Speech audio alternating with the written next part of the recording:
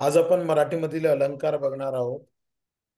दागिने किंवा अलंकार माणसाला शोभा देतात, त्यांच्या सौंदर्यात भर घालतात, भर पडते. त्याप्रमाणे भाषेतही अलंकार असतात. त्यांचा योग्य ठिकाणी वापर केल्यास भाषेच्या सौंदर्यात भर पडते. भाषेला त्याच्यामुळे शोभा येते. अशा शब्दरचनेला अलंकार असं म्हणतात. आता साधारणपणे आपण जर विचार केला तर दोन वस्तूंमधलं साम्य, विरोध आणि नाद निर्माण करणारे शब्द किंवा एखादी कल्पना वाजवीपेक्षा अधिक फुगवून सांगून आपली भाषा अधिक सुंदर किंवा परिणामकारक करण्याचा जेव्हा जेव्हा आपण प्रयत्न करतो, तेव्हा एक ध्वनिमय नाद होऊन आपली भाषा अधिक सुंदर आणि परिणामकारक करण्याचा प्रयत्न करतो. या अक्षर रचनेमुळे नाद निर्माण होऊन भाषेला शोभा येते. तर केव्हा योजलेल्या शब्दांमुळे अर्थाचे सौंदर्य खुलून दिसते. यामुळे भाषेच्या अलंकाराचे दोन प्रकार आपल्याला बघायला मिळतात. साधारणपणे अलंकाराचे दोन प्रकार कोणते होतात, तर ते सुद्धा बघणं क्रमप्राप्त आहे. त्यामध्ये आहे शब्दालंकार आणि दुसरा आहे अर्थालंकार. आता शब्दालंकार म्हणजे काय? अनेकदा शब्दांच्या विशिष्ट रचनेमुळे काव्यात किंवा गद्य रचनेत सौंदर्य निर्माण होते. अशा अलंकारांना शब्दालंकार असं म्हटलं जातं. शब्दालंकाराच्या जाती पुढील प्रमाणे आहेत. आता प्रामुख्याने अलंकारांचे दोन प्रकार आपल्याला इथे बघायला मिळत आहेत. ते म्हणजे शब्दालंकार आणि अर्थालंकार. शब्दालंकार म्हणजे काय? तर शब्दांच्या विशिष्ट रचनेमुळे काव्यात किंवा गद्य रचनेत सौंदर्य निर्माण होत असते. अशा अलंकारांना शब्दालंकार असे म्हणतात. शब्दालंकारांच्या जाती पुढील प्रमाणे. पहिला आहे अनुप्रास. एखाद्या वाक्यात किंवा कवितेच्या चरणात एकाच अक्षराची पुनरावृत्ती, म्हणजे एक अक्षर पुन्हा पुन्हा येत असेल तर त्याच्यातील नादामुळे जेव्हा सौंदर्य प्राप्त होते, तेव्हा त्याला अनुप्रास हा अलंकार म्हणतात. पोटापुरता पसा पाहिजे नको पिका या पोळी, देणाऱ्याचे हात हजारो दुबळी माझी झोळी. या वाक्यात प, ह आणि ळ हे अक्षर पुन्हा पुन्हा आल्यामुळे जो नाद निर्माण होतो, त्या काव्यपंक्तीला त्यामुळे शोभा आलेली आहे. पोटापुरता पसा पाहिजे नको पिका या पोळी, देणाऱ्याचे हात हजारो दुबळी माझी झोळी. अगदी त्याच पद्धतीने अनुप्रास अलंकारामध्ये दुसरं वाक्य आहे गडद निळे. गडद निळे जलद भरुनी आले, शीतल तनू चपल चरण अनिल गण निघाले. रजनीतल ताम्र नील स्थिर पैल जल पैल सलील, हिरव्या तटी नावांचा कृष्ण मेळ खेळे. याच्यामध्ये सुद्धा आपल्याला असं लक्षात येतं की ल हा शब्द पुन्हा पुन्हा आलेला आहे. अशी जेव्हा एकाच अक्षराची पुनरावृत्ती होते, एकच अक्षर पुन्हा पुन्हा त्या वाक्यामध्ये येतं, काव्यपंक्तीमध्ये येतं, चारोळीमध्ये येतं, रचनेमध्ये येतं, तेव्हा जो अलंकार होतो त्याला अनुप्रास अलंकार म्हणतात. दुसरा प्रकार आहे यमक अलंकार. यमक अलंकार म्हणजे काय? कवितेच्या चरणाच्या शेवटी, मध्ये किंवा ठराविक ठिकाणी एक किंवा अनेक अक्षरे वेगळ्या अर्थाने आल्यास यमक हा अलंकार होतो. आता यमक अलंकार होतो याच्यामध्ये जाणावा तो ज्ञानी, जाणावो तो ज्ञानी पूर्ण समाधानी, निसंदेह मनी सर्व काळ. ज्याच्यामध्ये कायम शंका नाहीये तो सदैव ज्ञानी असतो, पूर्ण समाधानी असतो, निसंदेह मनी सर्व काळ. अनुप्रासात जशी अक्षरांची पुनरावृत्ती होते तसं यमकामध्येही असते. मात्र अनुप्रासात वर्णाची आवृत्ती कुठेही असू शकते, पण यमकामध्ये ही आवृत्ती ठराविक ठिकाणीच होते. हा एक महत्वाचा भाग आहे की तुम्हाला जर अनुप्रास ओळखायचा असेल तर जे काही यमक जुळून येणारे शब्द आहेत त्यांना एक विशिष्ट स्थान दिलेलं आहे.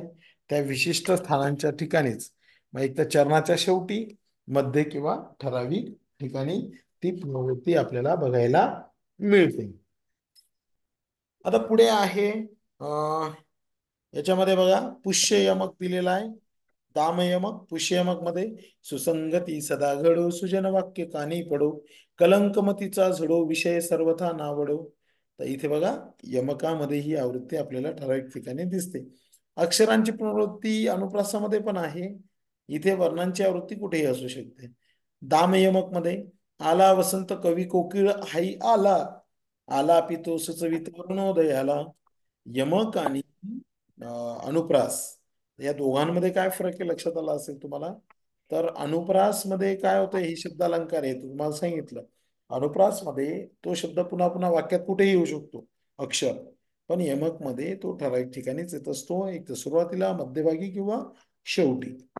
तिसरा आहे श्लेष अलंकार. एका शब्द वाक्यात दोन अर्थांनी आला तर शब्द चमत्कृती घडते, तेव्हा तेव्हा जो अलंकार होतो त्याला श्लेष अलंकार असं म्हटलं जातं.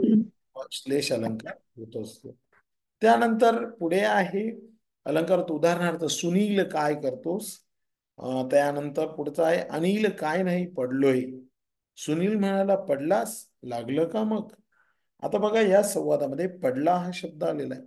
याचे दोन अर्थ आहेत. एक तर झोपणं, निजलेलं असणं, निवांत पडलेलं असणं, आणि दुसऱ्या पडण्याचा अर्थ असणं गाडीवरून पडणं, जिन्यावरून पडणं, बाथरूम मध्ये पडणं. तर या अर्थाने ओके. तर श्लेषचा अर्थ मुळातच काय, अलिंगन किंवा मिठी. एकाच शब्दाला दोन अर्थांची मिठी बसलेली असते, म्हणजे दोन अर्थ चिकटलेले असतात, त्यामुळे एका शब्दाचे दोन अर्थ निघतात. श्लेष हा शब्दालंकार आहे, अर्थालंकार सुद्धा आहे. सूर्य उगवला झाडीत, झाडूवाली आली रस्ता झाडीत, शिपाई आले गोळ्या झाडीत, आणि वाघही आला तंगड्या झाडीत.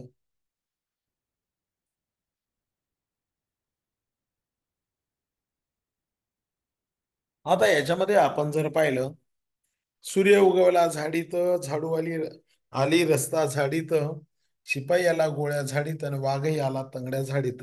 आता या चौघांमध्ये झाडीत या शब्दाचं काय आहे, वेगवेगळा अर्थ आलेला आहे.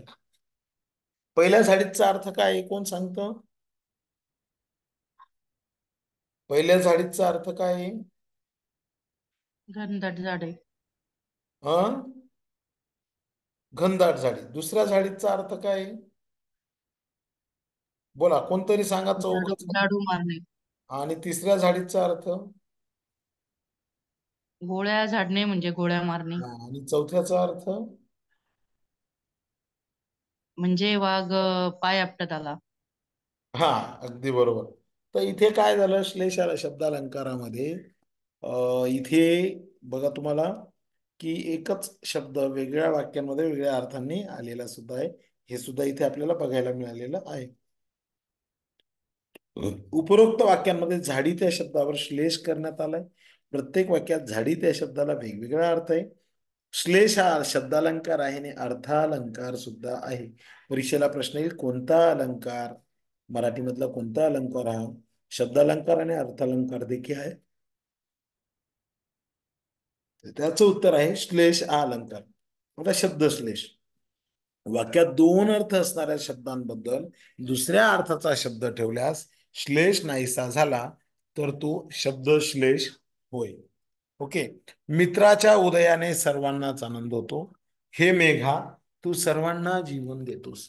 बघा इथे काय अर्थ आहे, वाक्यात दोन अर्थ असणाऱ्या शब्दाबद्दल दुसऱ्या अर्थाचा शब्द ठेवल्यास श्लेष नाहीसा झाला तर तो शब्द श्लेष होय. मित्राच्या उदयाने सर्वांनाच अर्थ होतो. या वाक्यामध्ये मित्र ऐवजी दोस्त, सखा हे शब्द ठेवले किंवा जीवन शब्दाऐवजी पाणी जल हे शब्द ठेवले तर त्यातला श्लेष नाहीसा होतो, म्हणून हा शब्द श्लेष होय. ओके. तर मित्रऐवजी हे जर शब्द वापरले दोस्त, सखा, तर याला आपण शब्दश्लेष असं म्हणतो. आता मित्र म्हणजे काय, तर सूर्याच्या नावाने आलेला आहे तो. सूर्याच्या उदयाने सगळ्यांना आनंद होतो. हे मेघा तू सर्वांना जीवन देतोस. जीवन म्हणजे काय, तर हे ढगा तू सगळ्यांना पाणी देतोस, या अर्थाने तो आलेला आहे. अर्थश्लेष मध्ये काय, वाक्यात दोन अर्थ असणाऱ्या शब्दाबद्दल दुसऱ्या अर्थाचा शब्द ठेवल्यास श्लेष कायम राहिल्यास त्यास अर्थश्लेष असं म्हणतात. ओके. वरच्या याच्यात श्लेष नाहीसा होत होता, तर अर्थश्लेष मध्ये नाहीसा होत नाही. तू मलिन, कुटील, नीरस, जडही, पुनर्भवपणेही कचसाच, या आर्येतील मलिन, कुटील, नीरस, जड हे शब्द बदलून त्याच अर्थाने दुसरे शब्द वापरले तरी श्लिष्ट अर्थ नाहीसा होत नाही. म्हणजे एक प्रकारे समोरच्याला म्हटलं की तू मलिन कुटील नीरज जडई पुनर्भवपणेही कच साच, तर या अर्थाने तिथे आलेला आहे. इथे श्लिष्ट न शोध नाही. हा एक सबंग श्लेष आहे. शब्दाचे दोन अर्थ आहेत हे लक्षात येण्यासाठी ज्या शब्दाची विशिष्ट प्रकारे फोड करावी लागत असेल त्या प्रकारच्या श्लेषाला सबंग श्लेष असं म्हणतात. आता इथे श्लेष अलंकाराचे हे तीन प्रकार तुम्हाला दिसत आहे: अर्थश्लेष, शब्दश्लेष आणि सबंग श्लेष. तर मुळात एवढं डिटेल विचारलं जाणार नाही, पण उदाहरण दिलं जाईल आणि तुम्हाला प्रश्न विचारला जाईल, हे उदाहरण कोणत्या अलंकाराचं आहे? यमकचं आहे, अनुप्रासचं आहे की श्लेष अलंकाराचं आहे? तर तुम्हाला ते ओळखणं क्रमप्राप्त आहे. सबंग श्लेष मध्ये श्रीकृष्ण नवरा मी नवरी, शिशुपाल नवरा मी नवरी. नवरी म्हणजे नववधू, आणि नवरी, नवरी म्हणजे काय? शिशुपाल नवरा मी नवरी. म्हणजे मी नवरी म्हणजे काय?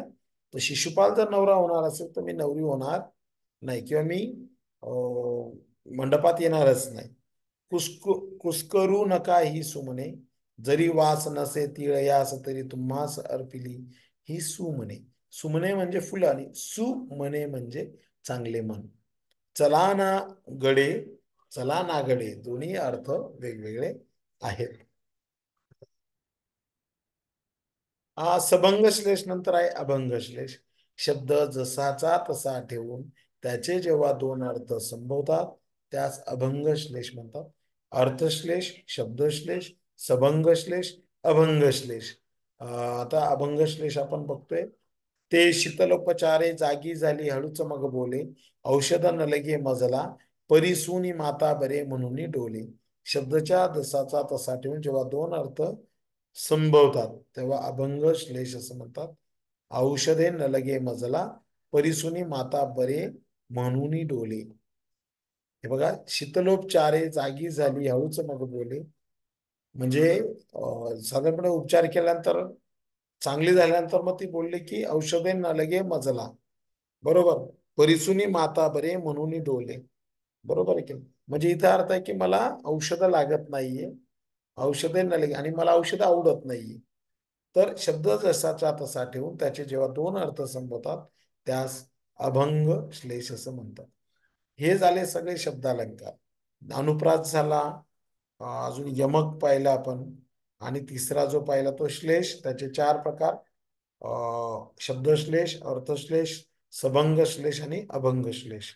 तर याच्यामध्ये मुख्य प्रकार श्लेष आपण बघितलं. आता झालं या अलंकारांच्या बाबतीत. आता आपल्याला बघायचे अर्थालंकार. अनेकदा शब्दांच्या अर्थामुळे काव्यात किंवा गद्य रचनेमध्ये सौंदर्य निर्माण होत असते. अर्थालंकारांच्या संदर्भात आपल्याला एक गोष्ट लक्षात येते की आपल्याला जे सांगायचे आहे ते प्रभावी रीतीने सांगण्यासाठी त्याच्यासारख्याच दुसऱ्या गोष्टीची आपण मदत घेतो, त्याची तुलना करतो, तेव्हा त्याला अर्थालंकार असं म्हणतात. तर अर्थालंकाराच्या दृष्टीने काही महत्वाच्या संकल्पना आहेत, त्या आपण समजून घेऊया. अर्थालंकाराच्या दृष्टीने महत्वाच्या संकल्पना कोणकोणत्या आहेत?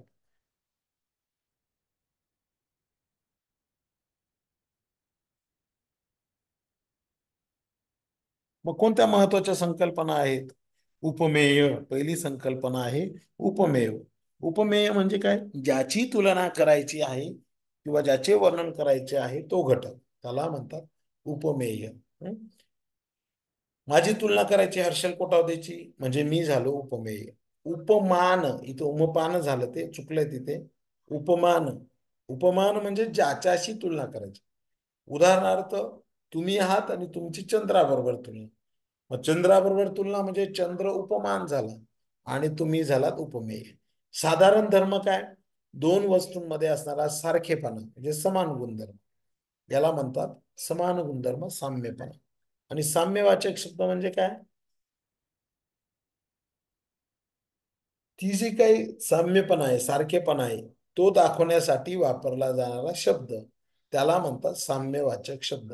उपमेय, उपमान, साधारण धर्म, साम्यवाचक शब्द. अर्थालंकाराच्या दृष्टीने पुढील ह्या चार संकल्पना महत्वाच्या आहेत. आता या अर्थालंकाराचे प्रकार कोणते आहेत? पहिला अलंकार आहे उपमा. इथं उमपा झालेला आहे, तेवढं बदल करून घ्या. उपमा आहे दोन वस्तूतील साम्य चमत्कृती पूर्ण रीतीने जिथे दाखवलेले असतात तेथे उपमा हा अलंकार होतो. उपमा हा अलंकार होतो. याच्यामध्ये उपमेत एक वस्तू दुसऱ्यासारखी आहे असं वर्णन असतं. मुंबईची घरे मात्र लहान कबुतराच्या कुरड्यासारखी. कबुतराच्या घराची खुराड आणि मुंबईची घरं यांची तुलना केलेली आहे. ओके, म्हणजे दोघं सेम आहेत या अर्थाने तो आलेला आहे. सावळाच रंग तुझा पावसाळी नभा परी. एक प्रकारे कृष्णाला म्हटलंय सावळाच रंग तुझा आपल्याला माहिती आहे की पावसाचे ढग कसे असतात, तशा ढगांसारखा आहे कृष्णा तुझा रंग तसा आहे. आभाळागत माया तुझी अंमावरी राहू दे. गत म्हणजे सारखी. मग कोणकोणते शब्द लक्षात ठेवणार? सारखी, परी, गत, जसा, जेवी, सम, सदृश, गत, परी, समान यासारखे जे शब्द असतात त्यांना म्हणतात साम्यवाचक शब्द. आभाळागत माया तुझी अंमावरी राहू दे. हा झाला उपमा अलंकार. दुसरा अलंकार आहे उत्प्रेक्षा. उत्प्रेक्षा म्हणजे कल्पना. ज्या दोन वस्तूंची आपण तुलना करतो त्यातील एक उपमेय ही जणू काही दुसरी वस्तूच आहे अशी कल्पना करणे याला उत्प्रेक्षा अलंकार असं म्हणतात. ज्या दोन वस्तूंची आपण तुलना करतो त्यातील एक उपमेय ही जणू दुसरी वस्तू उपमानच आहे अशी कल्पना करणे याला उत्प्रेक्षा अलंकार असं म्हणतात. उदाहरणार्थ, ती गुलाबी उषा म्हणजे परमेश्वराचे प्रेम जणू. किती माझा कोंबडा मजेदार मान त्याची किती बाकदार. शिरोभागी तांबडा तुरा आले जणू जास्वंदी फूल उमललेले. अर्धपायी पांढरीशी विचार न गमे विंगातील बडा फौजदार. इथे जे वर्णन केलेलं आहे उत्प्रेक्षामध्ये, उत्प्रेक्षेचा अर्थच असा आहे की कल्पना. आणि त्यामध्ये कल्पना करायची की उपमेय आणि उपमाने काय एक दुसरीच वस्तू आहे. उपमेय जणू दुसरी वस्तू आहे. ती गुलाबी उषा म्हणजे परमेश्वराचे प्रेम जणू कोंबड्याचं उदाहरण दिलेले. उपमेय जणू उपमानच आहे असे जिथे वर्णलेलं असते तिथे उत्प्रेक्ष अलंकार होतो. त्यामध्ये कोणते शब्द येतात ते लक्षात ठेवायचे. जणू, जणू काय, गमे, वाटे, भासे, की हे साम्यवाचक शब्द आले की उत्प्रेक्षा. नंतर जसा, जेवी, सम, सदृश, गत, परी असे शब्द आले तर उपमा. उपमा झालं, उत्प्रेक्ष झालं. तिसरा आहे रूपक अलंकार. उपमेय व उपमान यांच्यात एकरूपता आहे, ते भिन्न नाहीत असे वर्णन जेथे असते तिथे रूपक अलंकार होतो. उपमेय उपमान यांच्यात एकरूपता आहे, भिन्न नाहीत असं वर्णन जेथे असते तिथे रूपक अलंकार होतो. उदाहरणार्थ, बाई काय सांगो स्वामीची ती दृष्टी अमृताची दृष्टी मज होय. इथे दोन गोष्टींचं एकरूप मानलेलं गेलेलं आहे, स्वामींची दृष्टी आणि अमृताची दृष्टी. ओके, म्हणजे स्वामींची नजर आणि अमृताची धार दोन्ही एकरूप मानलेल्या आहेत. ऊठ पुरुषोत्तमा वाट पाहे रमा दावी मुखचंद्रमा सकळी कांसी. ऊठ पुरुषोत्तमा वाट पाहे रमा दावी मुखचंद्रमा सकळी कांसी. येथे मुख हा उपमेय म्हणून आलाय आणि चंद्र हा उपमान म्हणून आलाय. त्यांना एकरूप मानलं गेलंय म्हणून मुखचंद्रमा हे शब्द प्रयोग केलेला आहे. लहान मुल म्हणजे मातीचा गोळा, आकार द्यावा तशी मूर्ती घडते. लहान मुलाची तुलना एक मातीच्या गोळ्यासारखी इथे केलेली आहे. तर उपमेत एक वस्तू दुसऱ्यासारखी आहे असे वर्णन असतं. उपमेच्या थोडे थोडे पुढे जाऊन उत्प्रेक्षित त्या दोन वस्तू जवळपास सारख्या वाटतात आणि रूपकामध्ये थोडे पुढे जाऊन दोन वस्तू एकरूप असतात. हे बघा लक्षात ठेवा, उपमा, उत्प्रेक्षा आणि रूपक हे तीन आपण अलंकार पाहिले. तिघांमध्ये विद्यार्थी फार गोंधळ करतात. तिघ अलंकार अजिबात लक्षात येत नाही. तर लक्षात ठेवायचं आहे की कसं लक्षात ठेवणार. उपमेमध्ये काय आहे की दोन वस्तू सारख्या आहेत हे फक्त दाखवण्याचा प्रयत्न असतो, असतीलच असं नाही. उत्प्रेक्षेमध्ये थोड्या त्या दोन वस्तू अजून साम्यतेच्या बाबतीत खूप जवळ आल्यासारख्या वाटतात, एकत्व पावल्यासारख्या वाटतात. आणि रूपकामध्ये तर त्या एकच आहेत असं वाटायला लागतं. इथे स्पष्टपणाने सांगितलेलं असतं. ओके, तर उत्प्रेक्षामध्ये उपमेमध्ये काय होतं, उपमा अलंकारामध्ये थोडं अंतर आहे दोघांमध्ये असं दाखवण्याचा एक प्रयत्न आहे. सारखंच वाटतंय पण थोडा फरक असणार नॉर्मल. उत्प्रेक्षामध्ये खूप जवळ आले उपमेय आणि उपमान आणि रूपक मध्ये उपमेय हेच उपमान आहे. इथपर्यंत तो गोष्टी एकरूप आलेल्या आपल्याला दिसून येतात. आता त्याच्या पलीकडे जाऊन आपण बघूया. अनन्वय मध्ये तर इतकं आहे की उपमेय हे किंवा एखाद्या गुणाच्या बाबतीत इतके अद्वितीय एकमेवाद्वितीय आहे की ते उपमान मिळू शकत नाही. म्हणजे ज्या वेळेस उपमेयाची तुलना उपमेयाशीच करावी लागते तेव्हा त्याला अनन्वय अलंकार म्हणतो. म्हणजे तुलना हा प्रकार पहिल्या 3 प्रकारातच दिसून येतो. उपमा, उत्प्रेक्षा आणि रूपक मध्ये. अनन्वय मध्ये उपमेय आणि उपमान हे एकमेकांना इतके जोडले गेलेत की उपमेयाची तुलना उपमेयाशीच करावी लागते. उपमेयाला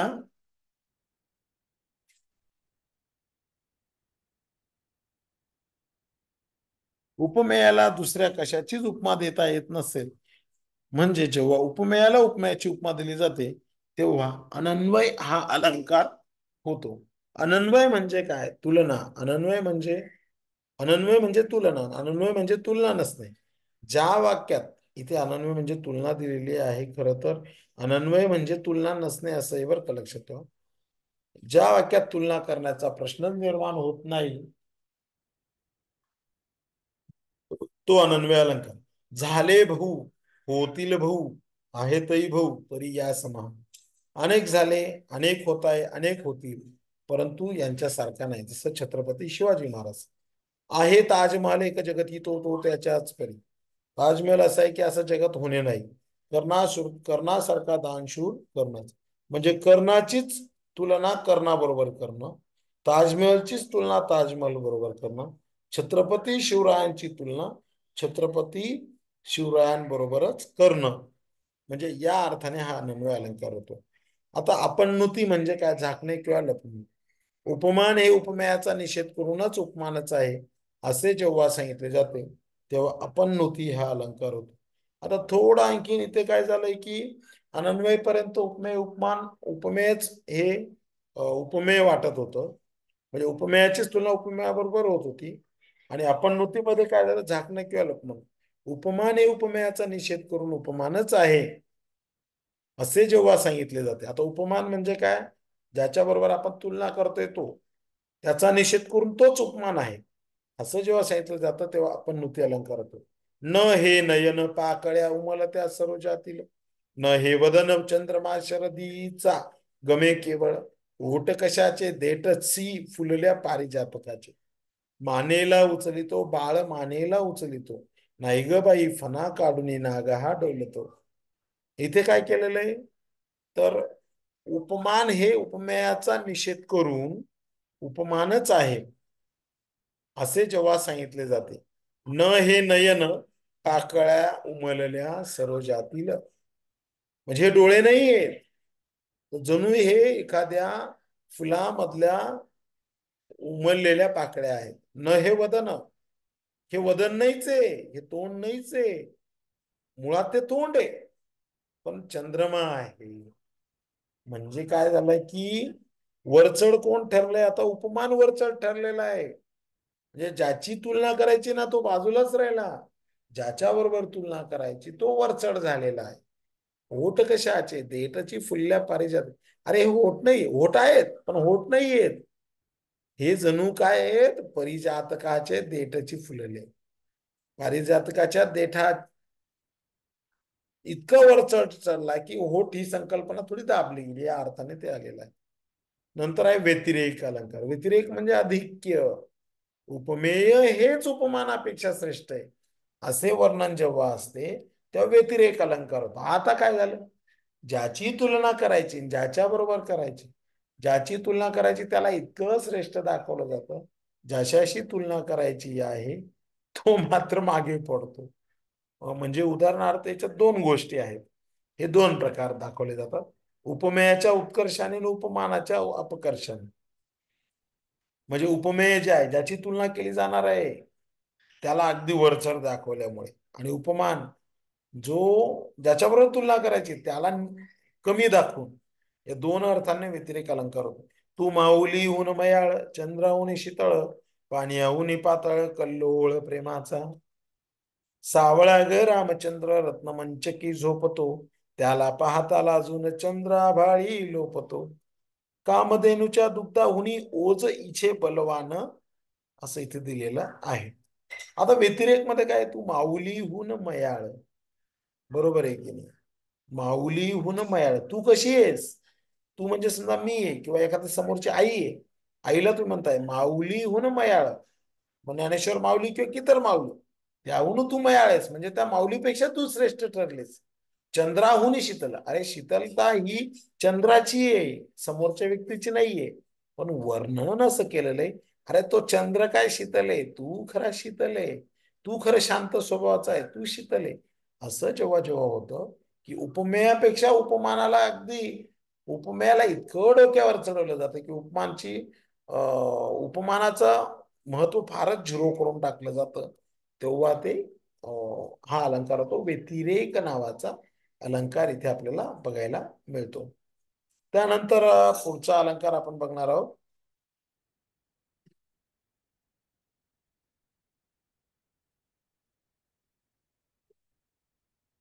पुढचा अलंकार आहे भ्रांतिमान. उपमानाच्या जागी उपमेयच आहे असा भ्रम निर्माण होऊन तशी काही कृती घडली तर तेथे भ्रांतिमान अलंकार होतो.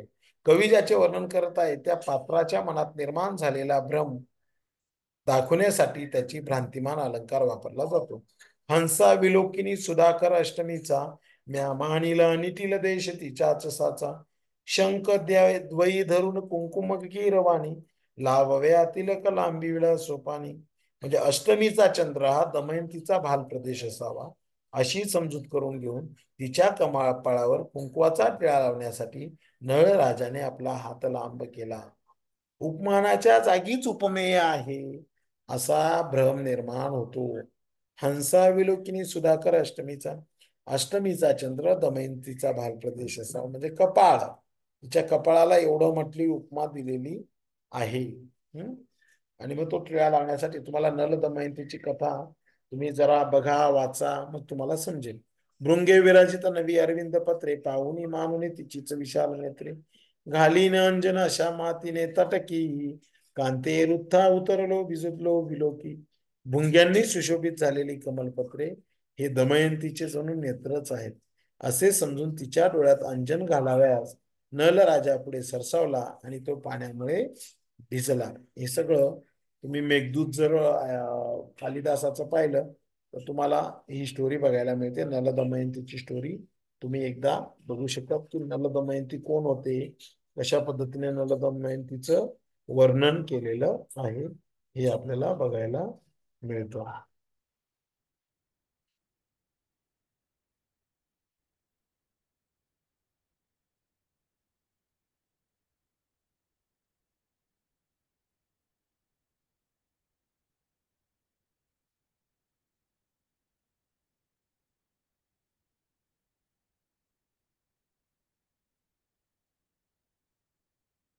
नेक्स्ट ससंदेह.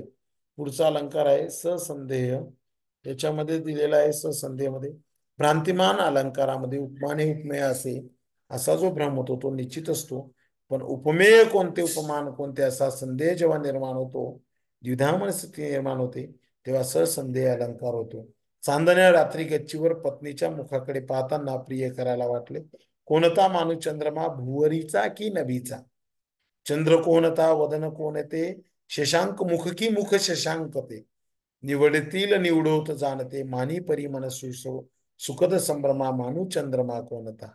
म्हणजे एक प्रियकर आपल्या प्रेयसीला बघून किंवा असं म्हणतोय की कोणता मानू चंद्रमा, भुवरीचा की नभीचा, या जमिनीवरचा चंद्रमा मानू की त्या आकाशातला चंद्रमा मानू. म्हणजे इथे द्विधा मनस्थिती आहे, संभ्रम निर्माण झालेला आहे.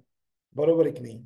चंद्र कोणता वदन कोणते, म्हणजे तुझं तोंड कोणतं आणि चंद्र कोणता, याच्यामध्ये जो काही कवी आहे तो द्विधा मनस्थितीत गेलेला आहे, प्रियकर द्विधा मनस्थितीत गेला, म्हणून हा ससंदेह अलंकार आहे. अतिशयोक्ती तुम्हाला माहिती आहे की जिथे अतिशय तेल तूप लावून एखादी कल्पना मांडली जाते, फुगवून सांगितली जाते आणि त्याच्यामध्ये इतक्या असंभाव्य गोष्टी असतात त्या सुद्धा संभाव्य करून सांगितल्या जातात, तेव्हा अतिशयोक्ती अलंकार होतो. दमडीचं तेल आणलं, सासूबाईचं नाणं झालं, मामाजींची दाढी झाली, भाऊजींची शेंडी झाली. उरलं तेल झाकून ठेवलं, लांडोरीचा पाय लागला, वेशीपर्यंत ओघळ गेला, त्यात उंट पोहून गेला. काय वर्णन केलंय आपल्या परीक्षेला. आपण जेव्हा 10वीला होतो, किंवा हे अलंकार तुम्ही सगळ्यांनी उदाहरण ऐकलेलंच आहे. आता याच्यामध्ये अतिशय परिसीमा घातलेली आहे, ते काही सांगायची गरज नाही. पुढे दृष्टांत अलंकार, जे कीर्तनकार बाबा असतात, जो अलंकार वापरतात तो आहे दृष्टांत अलंकार. म्हणजे एखादी गोष्ट समजून सांगायची असेल तर एखादा दाखला किंवा उदाहरण दिलं जातं. लहानपण देगा देवा मुंगी साखरेचा रवा, ऐरावत रत्न थोर त्यासी अंकुशाचा मार. परमेश्वरा लहानपण इतकं छान आहे. लहानपण हाती, तरुणपणी ही गती, म्हातारपणी तरुणपण आपल्या मती, म्हातारपणी ही गती. लहानपण इतकं छान असतं, सुंदर असतं बालपण. जसं मुंगी साखरेचा रवा, ऐरावत रत्न थोर. अरे तो अं, राजासाठी सजवलेला जो हत्ती आहे ऐरावत, अतिशय म्हणजे किती सुंदर दिसतो, परंतु त्याला सुद्धा अंकुशाचा मार खावा लागतो.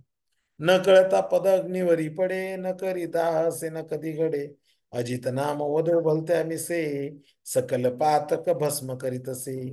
उपमेमध्ये सादृश्य दाखवताना जेवी समसारखा असे शब्द येतात, मात्र दृष्टांतामध्ये हे साम्यवाचक शब्द नसतात. हा या दोन अलंकारांमध्ये फरक आहे. उपमा अलंकार आणि दृष्टांतमध्ये साम्यता जरी वाटत असली, तर उपमा अलंकारामध्ये त्या त्या प्रकारचे शब्द आलेले आहेत. परस, एकरूप, सम, सारखा, परी, जेवी, तेवी. इथे मात्र तसं होत नाही. पुढचा अलंकार आहे अर्थांतरण्यास.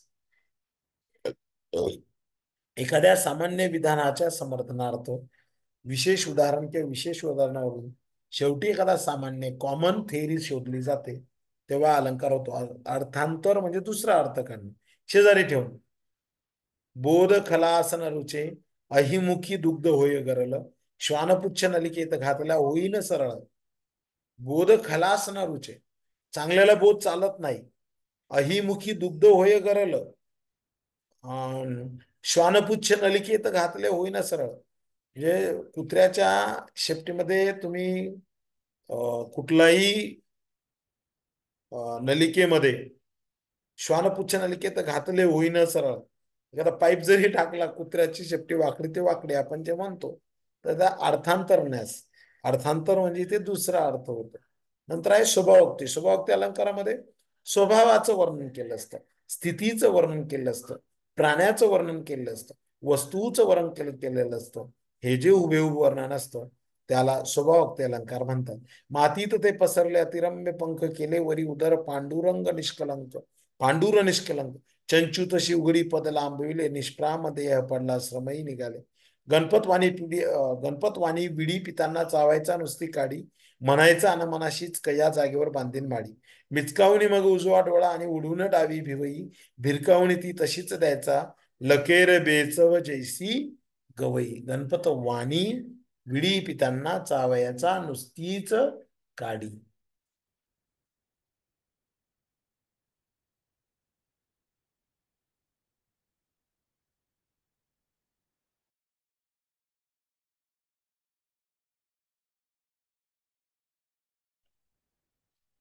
पुढचा आहे अन्योक्ती अलंकार. अन्योक्ती म्हणजे अन्य व्यक्तीला उद्देशून बोलणे. कित्येक वेळा एखाद्या व्यक्तीला स्पष्टपणे बोलता येत नाही, ज्याच्याबद्दल बोलायचे त्याच्याबद्दल न बोलता सासू बोले सुने लागे, त्या पद्धतीने तिलाच अन्योक्ती म्हणतात. उदाहरणार्थ लेकी बोले सुने लागे, लेकी बोले सुने लागे. येथे समस्त बहिरे लोक, का भाषणे मधुर तू करीशी अनेक, हे मूर्ख यास किमपी नसे विवेक, रंगावरून तुझला गंतील काक. अरे इथे सगळे बहिरे लोक आहेत, किती सुंदर भाषण देतो, काही उपयोग नाही.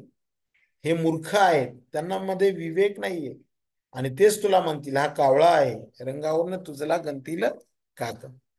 पुढे आहे, हा झाला अन्योक्ती अलंकार. म्हणजे इथे काय थर्ड पार्टीला बोलणं या अर्थाने आलेलं आहे. पर्यायोक्त अलंकार, एखादी गोष्ट सरळ शब्दात न सांगता अप्रत्यक्ष रीतीने किंवा अडवाळपणे सांगणे, यास पर्यायोक्त असे म्हणतात. उदाहरणार्थ, त्याचे वडील सरकारचा पाहुणचार घेत आहेत. काळाने त्याला आमच्यातून हिरावून नेले. म्हणजे आपल्या एखाद्याचा मृत्यू झाला ते सांगायला कसं सांगावं असं जेव्हा जेव्हा वाटतं ना, तेव्हा आपण ह्या पद्धतीने सांगतो. त्यांना काळाने हिरावून घेतलं, काळाच्या पडद्याआड गेले. माझ्या उत्तरपत्रिकेवर खुश होऊन परीक्षकांनी मला वन्स मोर दिला आहे. त्याचे वडील सरकारचा पाहुणचार घेत आहेत म्हणजे काय, तर त्यांची नोकरी सरकारी आहे, त्यांना सरकारचा पगार मिळतो, या अर्थाने ते आलेले आहे. पुढे आहे विरोधाभास अलंकार. एखाद्या विधानावर वरवर दिसायला विरोध आहे असे वाटते, पण तसा वास्तविक विरोध नसतो. अशा ठिकाणी विरोधाभास अलंकार होतो. वियोगार्थ मिलन होते नेम हा जगाचा.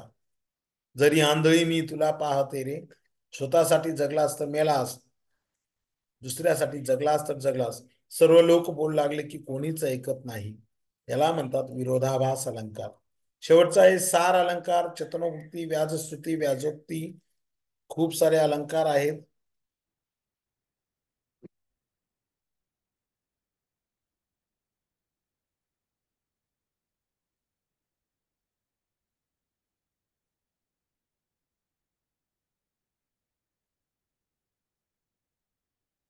बघा 1 मिनिटात लेक्चर कॅन्सल होईल. तरी पुन्हा जॉईन व्हायचे त्याच लिंकवर, कारण हे उरलेले 4 अलंकार आपले व्हायला पाहिजे, मग आपण थांबणार आहोत.